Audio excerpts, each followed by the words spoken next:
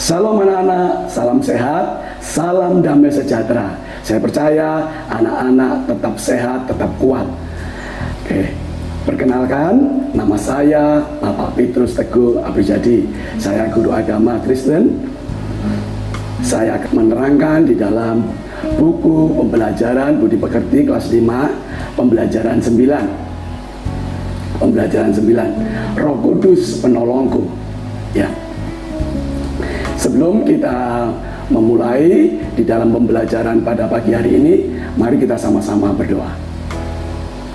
Tuhan Yesus, kami mengucap syukur pada hari ini kami boleh merasakan Tuhan tetap menyertai kami. Tuhan juga berikan kami kesehatan, Tuhan berikan kekuatan pada kami, biar kami tetap semangat untuk mendengarkan di dalam buku Budi Pekerti kelas 5 di dalam pembelajaran 9. Haleluya, amin. Ya, kita akan masuk di dalam tujuan pembelajaran. Oke, anak-anak bisa melihat tujuan pembelajaran kita. Yang pertama, menjelaskan makna kehadiran Roh Kudus di dalam hidup manusia. Yang kedua, menyebutkan alasan manusia membutuhkan pertolongan Roh Kudus. Yang ketiga, menceritakan pengalaman pribadi ditolong Roh Kudus. Yang keempat, mendaftarkan contoh masalah yang membutuhkan pertolongan dari Roh Kudus. Pembelajaran 9 ini dengan tema Roh Kudus penolongku.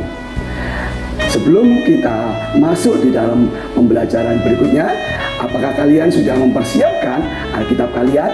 Ya, saya percaya semuanya sudah siap membawa Alkitab. Ya, di dalam, mari kita buka di dalam Kisah Para Rasul 16 ayat 4 sampai 12 dan Yohanes 14 ayat 16 sampai 18. Oke. Pengantar. Oke. Anak-anak bisa melihat ada gambar di atas. Di situ ada gambar seorang robot dan seorang kakek. Oke. Mari kita dengarkan. Beberapa waktu yang lalu, orang-orang yang cerdas di Jepang mengembangkan sebuah robot yang dapat membantu orang yang sudah tua dan pelupa. Robot itu menolong mereka untuk mengingatkan makan, minum obat. Robot itu dirancang dengan kemampuan yang canggih, seperti mampu mengenali wajah tuannya dan mengenal suara tuannya. Lalu robot itu pun dapat berbicara dengan sederhana.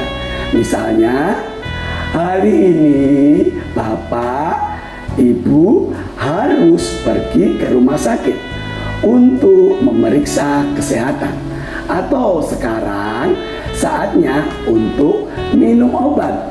Kehebatan lainnya, robot itu pun dapat mengingat tuannya jika ada tamu yang membunyikan bel. Dengan adanya robot itu, orang tua sangat tertolong. Jadi kalian bisa melihat gambar di samping, orang tua itu sangat tertolong. Ia tetap dapat melakukan kegiatan dengan baik karena ada yang menolongnya. Di masa tuanya, hal ini membuktikan bahwa manusia selalu membutuhkan pertolongan dari pihak lain, entah itu orang atau benda. Sekarang kita sama-sama kalian melihat pertanyaan itu. Jawab pertanyaan berikut ini.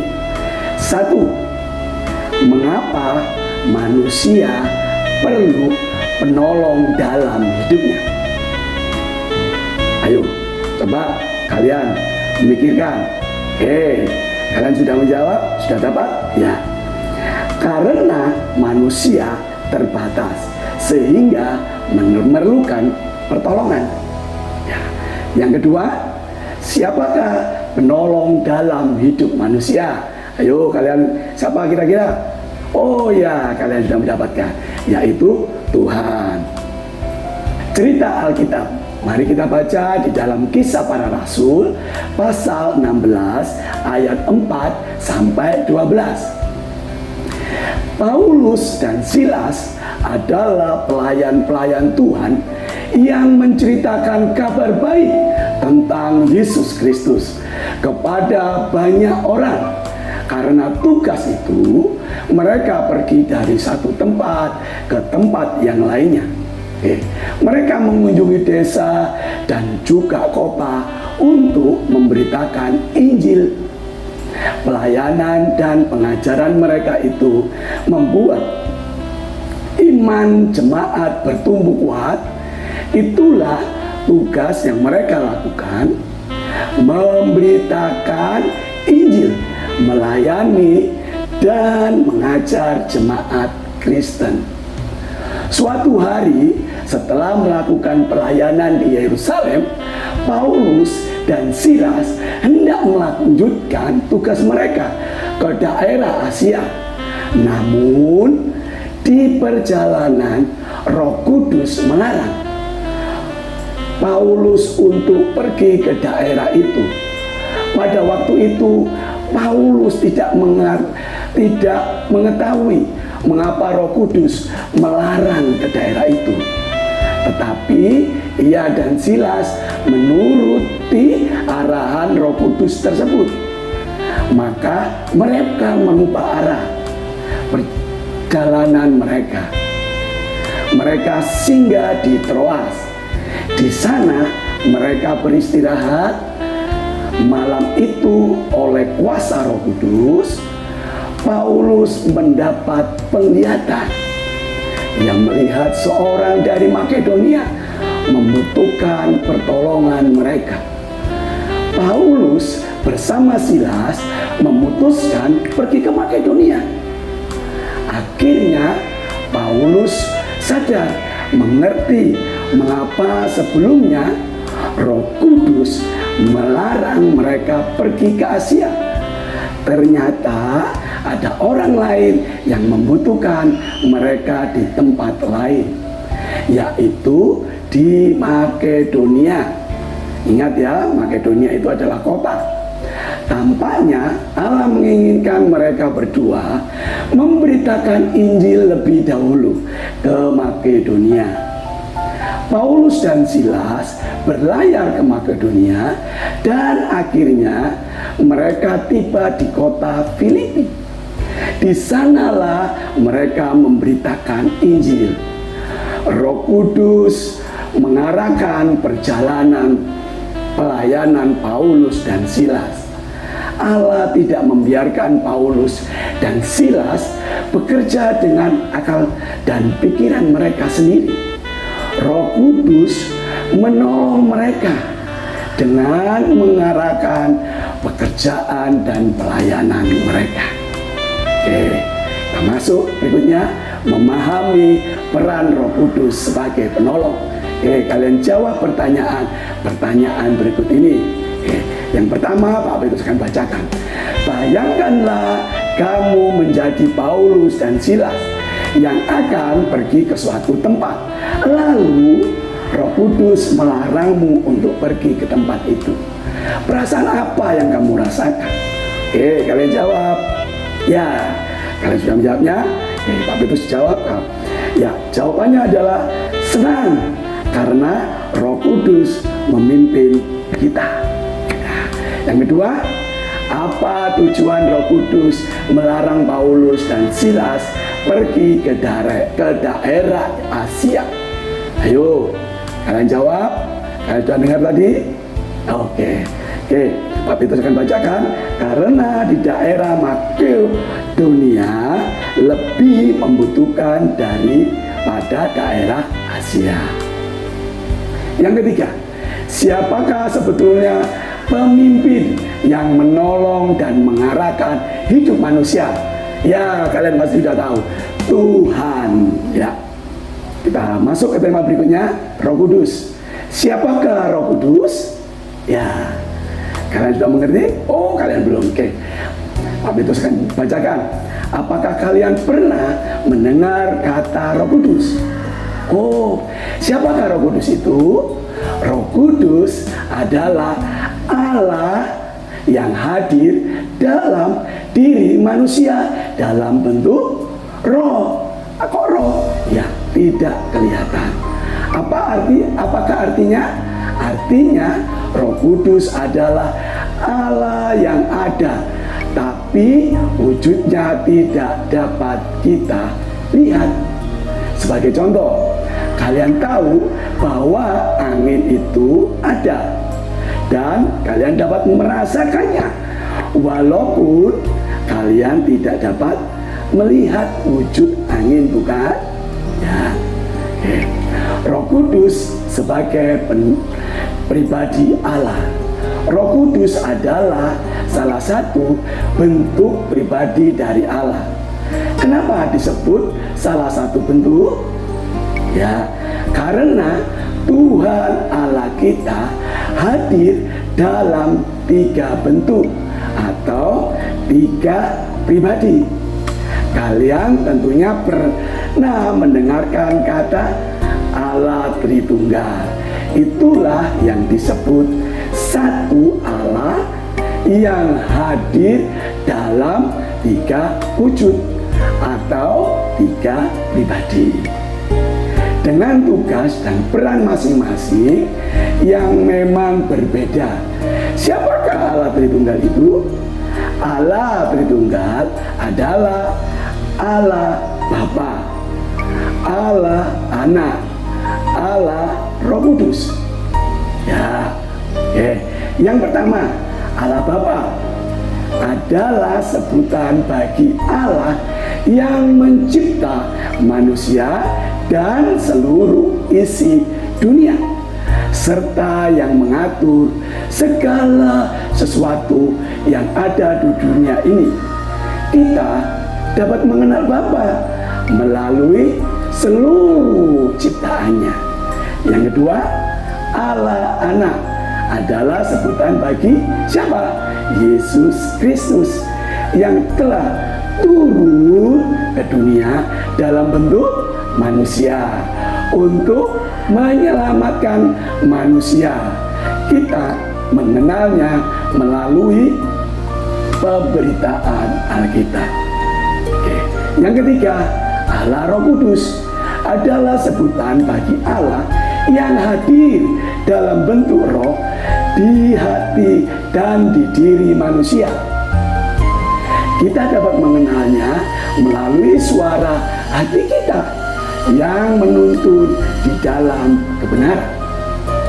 Mengapa Roh Kudus diberikan pada manusia? Ya, sekarang bacalah Injil Yohanes 14 ayat 16 sampai 18. Tuhan Yesus pernah berjanji bahwa Ia akan memberitakan penghiburan. Tuhan Yesus tahu bahwa para murid-murid nanti akan mengalami banyak hal yang dapat membuat mereka merasa sedih, merasa takut setelah Tuhan Yesus tidak ada lagi di dunia ini. Karena itulah Tuhan Yesus memberikan penolong bagi manusia untuk menghadapi rasa sedih, rasa takut. Itu penolong bagi manusia itu yang kemudian kita kenal dengan nama Roh Kudus. Roh Kudus diberikan Tuhan untuk menyertai dan menolong umat manusia. Jadi Roh Kudus diberikan agar dapat menolong manusia. Siapa manusia?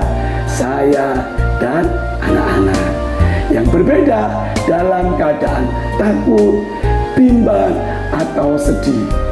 Tahukah kalian bahwa setiap manusia pasti pernah merasakan takut dan sedih?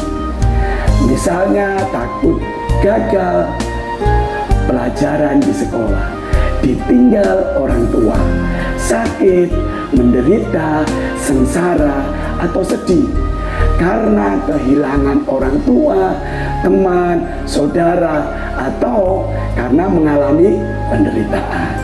Jika kamu sedang sedih, sendirian dan ketakutan, maka kamu tidak perlu takut lagi.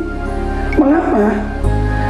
Karena kita tahu bahwa Roh Kudus diberikan Allah untuk menyertai dan menemani dan menjaga kita.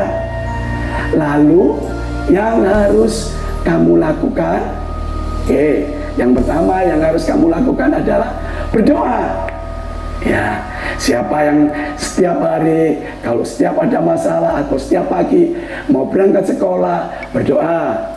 Ya, saya percaya semua berdoa waktu berangkat sekolah atau waktu kalian mengalami setiap persoalan. Ketika kamu berdoa, Roh Kudus akan memberikan penghiburannya. Jika kamu gelisah, maka dengan berdoa, Roh Kudus akan memberikan ketenangan dalam hatimu. Kedua, mau menerima pertolongan Roh Kudus. Roh Kudus dapat menolong secara langsung melalui hati nurani kamu. Atau seperti yang dialami oleh Rasul Paulus. Roh Kudus melarang pergi ke suatu tempat, memberikan penglihatan sebagai pesan kepada Paulus. Roh Kudus mengarahkan pelayanan dan pekerjaan Paulus. Paulus memahami itu sebagai kehendak Allah. Roh Kuduslah yang menuntun dan menolong Rasul Paulus yang selalu bersandar pada Tuhan. Allah tidak pernah meninggalkan orang yang dikasihi Allah. Selalu menolong dengan Roh-Nya yang kudus. Menghayati peran Roh Kudus dalam kehidupan sehari-hari, ada saja peristiwa-peristiwa yang kita alami yang membutuhkan pertolongan. Kadang-kadang pertolongan itu kita butuhkan dari teman, guru, orang tua, atau benda-benda yang ada di sekitar kita. Kita membutuhkan pertolongan dari Roh Kudus yang memberi kekuatan, semangat, dan harapan dalam hati kita masing-masing.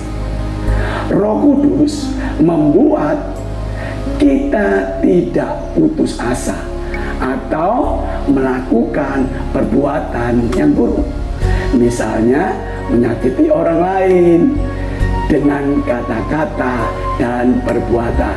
Ayo, siapa gak boleh membuli ya, dengan kata-kata atau dengan perbuatan. Melampiaskan kekesalan, merusak barang-barang, atau melakukan bunuh diri. Ini yang tidak diperbolehkan oleh Allah. Kita tahu bahwa Allah tidak pernah meninggalkan anak-anak yang dikasihinya. Jadi Allah sangat mengasihi setiap kita, ya, dan tidak suka pada anak yang mudah putus asa serta melakukan perbuatan buruk di hadapannya. Sekarang daftarkanlah hal-hal apa saja yang membutuhkan pertolongan dan dari siapa saja pertolongan itu dapat datang. Ini contohnya.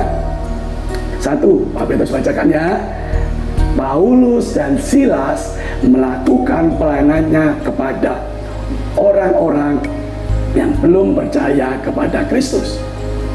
Sumber pertolongan? Ya, sumber pertolongannya dari Roh Kudus, membimbing, mengarahkan pelayanan Paulus dan Silas.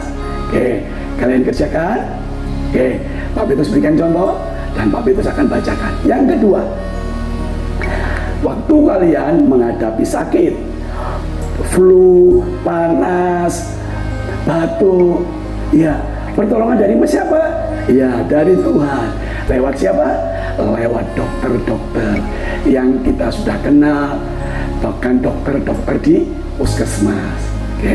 Yang ketiga, saat ditinggal pergi orang tua. Kalian takut, kalian cemas. Siapa penolongnya? Tuhan. Caranya bagaimana? Lewat kalian menaikkan puji-pujian yang sudah diajarkan Bapak Guru, atau lewat membaca firman Tuhan. Oke, yang keempat, kalian ada ulangan secara spontan. Takut, aduh aku belum belajar, aduh takut. Tapi pertolongan dari siapa? Tuhan. Karena Tuhan memberikan keyakinan bisa mengerjakan.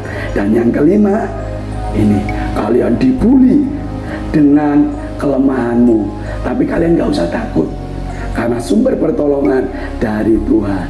Seperti dikatakan di dalam Yohanes 14 tadi. Kalian bisa baca di situ ya. Oke.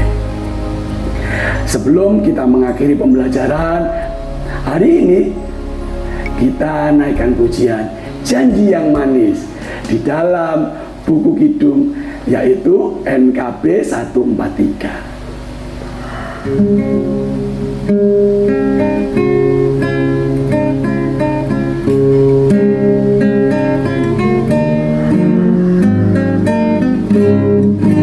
Janji yang manis telah kulupakan, dengan sukacita aku jalan terus. Dunia yang nyaman dadaku harap, suatu yang setia Yesus menebus. Kau tidak akan aku lupakan, aku membimbingmu, aku membimbingmu. Kau tidak akan aku lupakan, aku menolongmu, yakinlah teguh. Ya, sekali lagi. Janji yang manis telah kulupakan, dengan sukacita aku jalan terus. Dunia dan kawan tiadaku harapkan, satu yang setia Yesus menebus. Kau tidak akan aku lupakan, aku membimbingmu, aku membimbingmu. Kau tidak akan aku lupakan, aku menolongmu, yakinlah teguh. Aku menolongmu, yakinlah teguh. Amin, puji Tuhan. Kalian bisa belajar lagu ini. Jawablah pertanyaan berikut ini. Oke, yang pertama, Pak Petrus bacakan. Siapakah yang berjanji di dalam lagu tersebut? Ayo, kalian jawab. Ayo, siapa? Ya, yang berjanji adalah Tuhan Yesus. Oke, yang kedua, apa isi janji dalam lagu tersebut? Ya, janji dalam lagu tersebut membimbing dan membimbingmu dan menolongmu dalam setiap persoalan, dalam setiap masalah. Allah senantiasa membimbing dan menolong kita. Yang ketiga, saya bacakan, ceritakanlah pengalamanmu ketika Roh Kudus menolongmu. Pada waktu sakit, Tuhan memberikan kesembuhan. Oke, yang keempat, di situ tuliskan doamu kepada Tuhan yang isinya mengharapkan pertolongan Tuhan melalui Roh-Nya yang kudus. Ya, kalian boleh kerjakan ini dan kalian boleh tulis doa kalian di buku kalian. Oke, kerjakan ya. Oke. Sebelum kita mengakhiri pembelajaran hari ini, Pak Petrus akan bacakan di dalam rangkuman. Allah adalah Allah yang baik dan tidak pernah meninggalkan orang yang bersandar dan berharap kepadanya. Ia selalu hadir dan menolong umatnya melalui Roh-Nya yang kudus. Allah selalu hadir dalam kehidupan manusia, baik ketika susah maupun senang. Ya, sebelum kita mengakhiri pembelajaran pada pagi hari ini, mari kita berdoa. Allah yang baik, Tolonglah kami, anak-anak-Mu ini, untuk selalu percaya kepadamu bahwa Engkau selalu bersama kami ketika ada kesulitan yang kami hadapi. Tolonglah kami dengan Roh-Mu yang kudus agar kami tidak berputus asa, karena kami tahu Engkau selalu baik kepada kami, anak-anak-Mu. Terima kasih Tuhan. Amin. Terima kasih anak-anak. Kita akan melihat pembelajaran berikutnya. Sampai jumpa. Tuhan Yesus memberkati.